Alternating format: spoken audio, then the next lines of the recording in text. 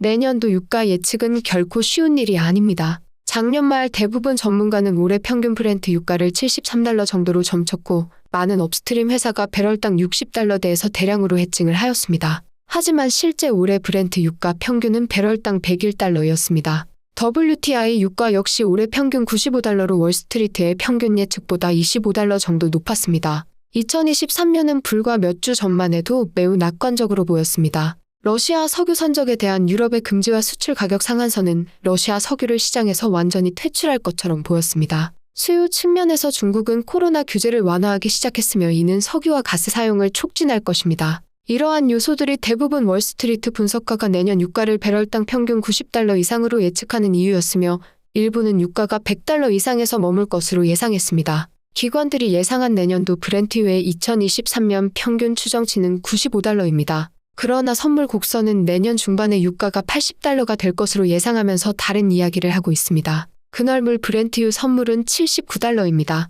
경기 침체 우려가 공급 부족 문제보다 더 크다는 의견이 있고 분석가들이 즐겨 말하듯이 파월이 푸틴보다 더 중요해졌습니다. 유가가 계속해서 떨어진다면 오펙은 더 많은 감산을 택할 것이고 바이든도 시추에 대한 인센티브를 제공하기 위해 SPR 환매를 시작할 수도 있다고 말했기 때문에 더욱 예측이 힘듭니다. 금요일에 에너지부는 2월에 인도될 석유에 대한 입찰을 내놓고 원유 되사기를 시작할 것이라고 말했습니다. 첫 구매는 3밀리언 배럴로 작년 하루 평균 소비량의 15% 정도에 불과하지만 미국 에너지 전략의 방향성 측면에서 시사하는 바가 큽니다. 다시 말해 2022년 에너지 주식이 50% 상승한 후 2023년에는 천장이 높지 않을 수 있으나 바닥은 점점 더 견고해지고 있다는 의미입니다. 골드만삭스는 내년도 전망치를 브렌트유 기준 1분기는 배럴당 $115에서 $90, 그리고 2분기는 $105에서 $95로 하향 조정했습니다. 특이점은 1분기는 배럴당 $25 그리고 2분기는 배럴당 $10 낮추면서 새로운 추정치는 2분기가 1분기보다 $5 정도 높습니다.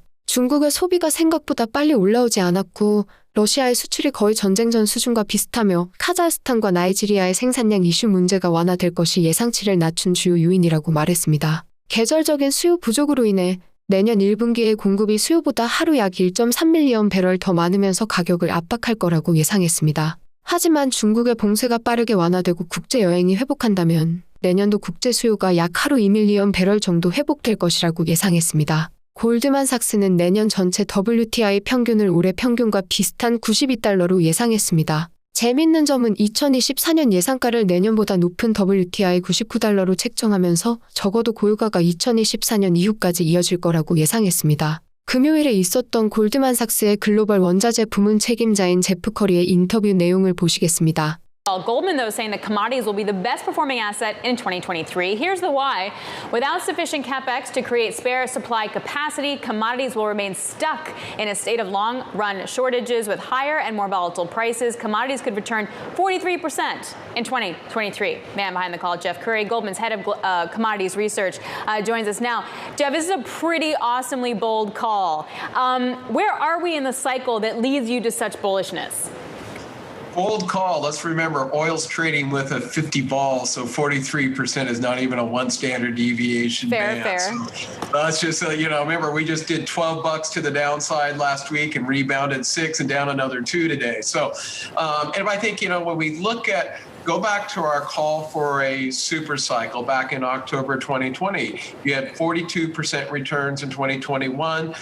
So far we're headed towards somewhere around 23, 24% returns in 2022. So this is a continuation of the strong returns that we've been seeing over the last several years. I think bottom line, when we think about what a super cycle really is, it's not this big upward trend in prices that we have envisioned in our head. It's a sequence of spikes. And because commodity prices perform an economic function, they have to rebalance supply and demand, bring them back in line when they get out of line like they did at the end of 2021 and the early part of this year.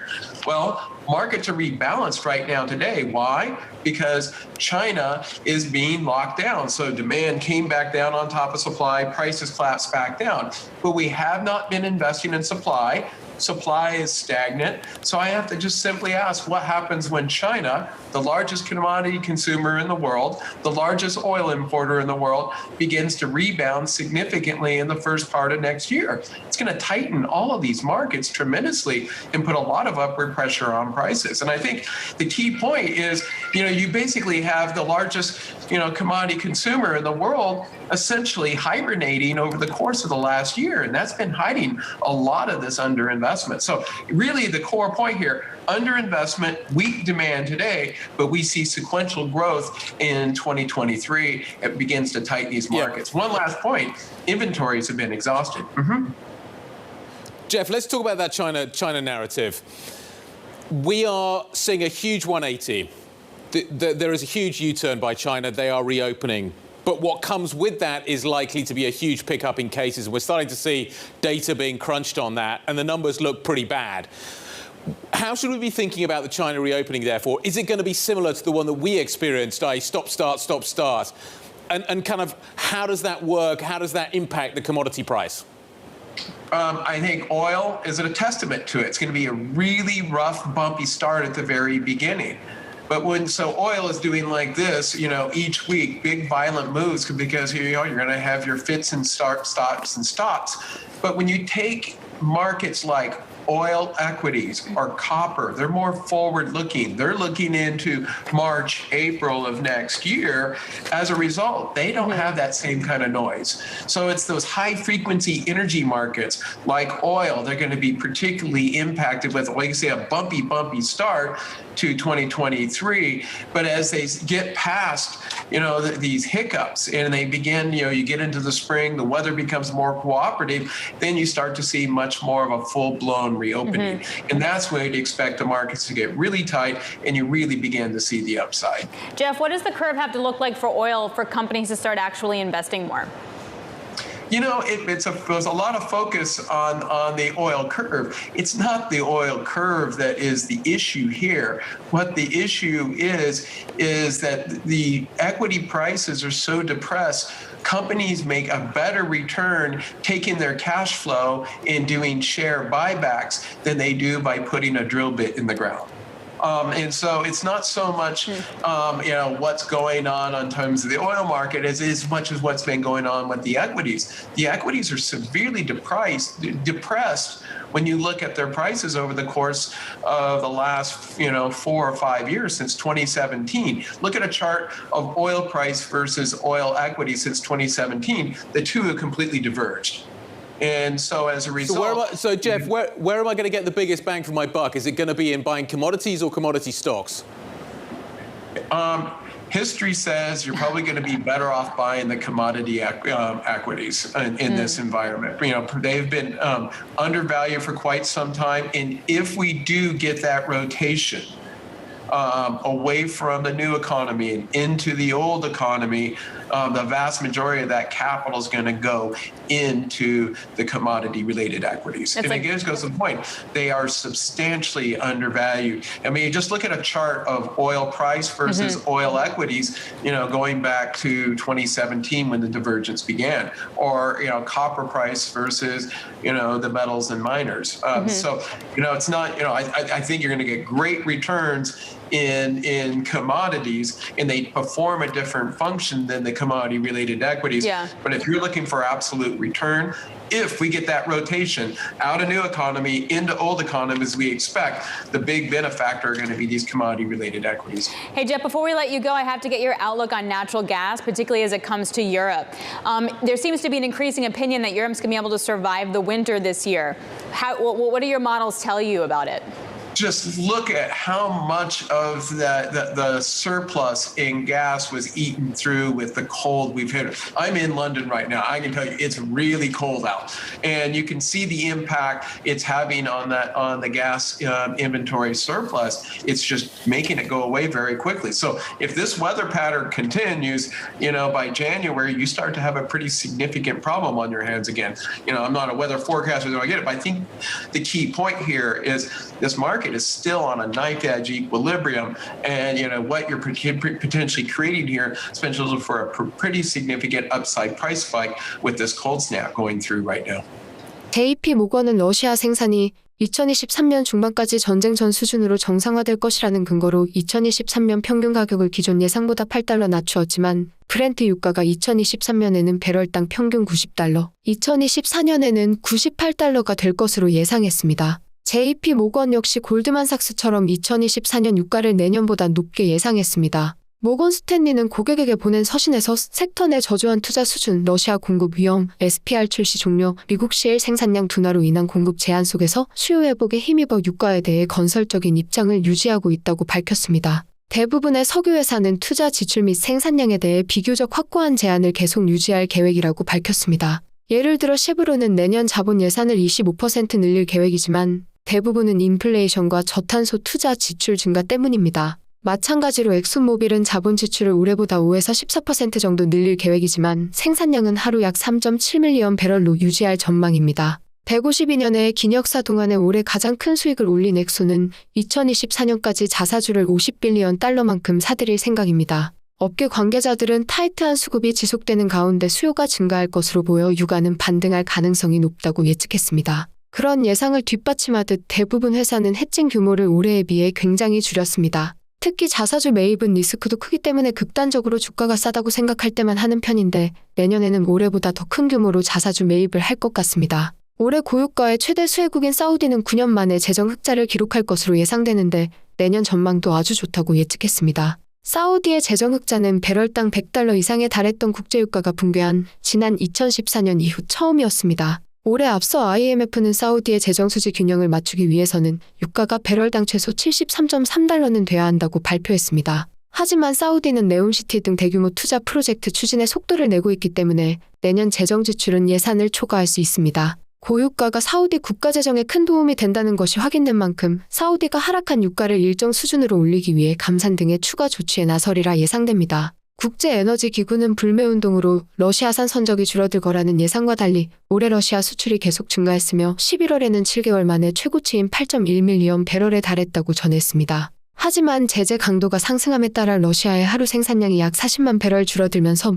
마침내 이번 달에 휘어지기 시작할 것이라고 말했습니다. 내년에 러시아 수출이 14% 정도 줄어들 거라고 예상했지만 국제 수요는 하루 약 1.7밀리언 배럴 정도 증가할 것으로 예상했습니다. 특히 인도의 활발한 성장과 봉쇄로 억눌렸던 중국의 수요 증가를 주요 원인으로 꼽았습니다. 오펙은 월간 보고서에서 2023년 세계 석유 수요가 하루 2.25밀리언 배럴 증가할 것이라고 밝혔습니다. 동유럽의 지정학적 갈등이 해결되고 중국의 코로나 정책이 완화되면 긍정적인 수요 잠재력을 제공할 것이라고 말했습니다. 강력한 코로나 정책에도 불구하고 중국의 수요는 2021년까지 꾸준히 상승했지만 2004년 이후 올해 처음으로 수요가 감소했다고 전했습니다. 미국의 경우 휘발유와 디젤 같은 연료유 수요 회복에 따라 원유 수요가 코로나 전인 2019년 수준을 뛰어넘는다고 예상했지만 OECD에 속해 있는 유럽과 아시아 국가들은 2019년 소비 수준을 상회하지는 못할 것으로 예측했습니다. 미국 에너지기구는 최근 단기 에너지 전망에서 내년 예상 하루 생산량을 12.33밀리언 배럴로 상향하면서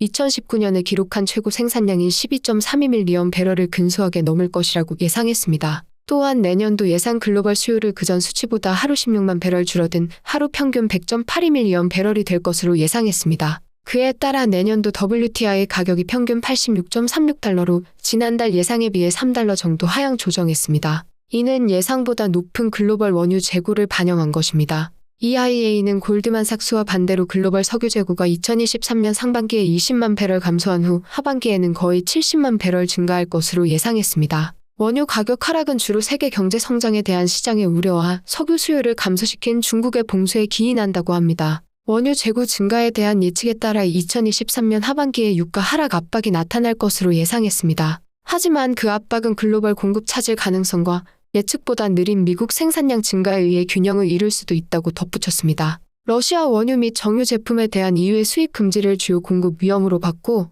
베네수엘라 석유 생산을 불확실성으로 지적했습니다. 재무부는 최근 셰브론이 베네수엘라에서 미국으로 석유 수출을 재개할 수 있도록 승인했지만 생산량은 낙후된 생산 시설의 상태에 따라 달라질 것입니다. OECD의 상업용 석유 재고가 올해 대부분 기간 5년 평균보다 못했으며 내년 내내 5년 평균 최저 수준에 머물 것으로 예상했습니다. 항상 그렇듯 내년 유가 전망에 가장 인색한 곳은 시티입니다. 시티의 글로벌 원자재 책임자인 에드모스는 금요일 인터뷰에서 내년의 에너지 시장은 공급 증가와 글로벌 수요 감소를 예상했습니다. 브렌트유는 2023년에 약 6% 하락한 배럴당 76달러로 마감할 것이며 WTI는 이번 주보다 약 9% 낮은 70달러 이하로 마감할 것이라고 예측했습니다. 2023년에 걸쳐 수요보다 훨씬 더 많은 공급이 시장에 유입되어 재고 구축으로 이어지면서 가격에 부담을 줄 거라고 합니다. 그는 이란, 이라크, 나이지리아, 리비아, 베네수엘라 등 취약한 5개 생산국에 대한 불확실성 때문에 내년에는 에너지 시장에 더 많은 변동성을 가져올 것이라고 말했습니다. 내년 2월 러시아가 디젤과 같은 정제 연료에 대한 새로운 제재에 직면할 것이라고 말하면서 일부 우려를 제기했지만 다른 국가들이 생산량을 늘리면서 우려가 완화될 거라고 말했습니다. 예를 들어 중국이 연료 수출 제한을 완화하면서 기록적인 양을 출하할 것이라고 말했습니다. 그는 올해 초 브렌트유 가격이 배럴당 125달러까지 치솟은 것은 정확히 수요와 공급의 결과가 아니라 유럽과 러시아 간의 이상 기류로 인한 시장의 왜곡이라고 덧붙였습니다. 시티는 내년에 강세와 약세가 예상되는 주식 탑10을 같이 공개했는데 기술주에 물려있는지 나스닥 기술주의 10곳은 강세, 석유 주식은 전부 약세 예상으로 꼽았습니다. 아무튼 투자은행들은 자기들 이득에 맞게 예측을 발표하는 경우가 많기 때문에 예상은 재미로만 보시고 투자은행 예상에 반대로 하면 성공한다는 농담도 있습니다. 그렇기 때문에 본인이 잘 판단하셔야 할 것 같습니다. 내년에 큰 소행성이 지구에 충돌하면서 우리 모두 죽을지도 모르고 2번 인생을 사는 진도준 말고는 아무도 정확히 예상할 수 없을 겁니다. 우크라이나 침공으로 바이든이 방출을 명령한 180밀리언 배럴을 포함해서 올해만 현재까지 총 211밀리언 배럴이 SPR에서 방출되었습니다. 방출된 SPR의 평균 판매 가격은 배럴당 96달러인 것으로 알려졌습니다. 바이든의 SPR 방출과 별개로 의회는 예산 마련을 위해서 2023년에 약 70밀리언 배럴과 2024년과 2027년 사이에 총 147밀리언 배럴의 SPR을 방출할 계획이 있었습니다. 하지만 이 계획은 올해 바이든의 방출 계획이 나오기 전에 이미 세워졌던 계획이었고 SPR을 보충하려고 노력하는 동안 SPR을 방출하는 것은 말이 되지 않는다며 행정부는 기존 SPR 방출 계획을 중단할 계획이라고 밝혔습니다. 올해 SPR 방출은 휘발유값 상승에 대한 우려에서 비롯되었지만 현재 미국 휘발유 값은 작년 9월 이후 가장 저렴한 상황이고 최고를 찍었던 6월에 비해 거의 갤런당 1.8달러 내려왔습니다. 데이터에 따르면 미국의 석유 시추 활동은 2주 연속 감소했으며 현재 미국에서 운영 중인 석유 굴착기 수는 620개입니다. 이는 러시아가 우크라이나를 침공했을 당시 운영 중이던 것보다 약 100개가 더 많은 것이지만 2019년 대유행이 시작되기 전에 운영되었던 것보다 220개 이상 적습니다.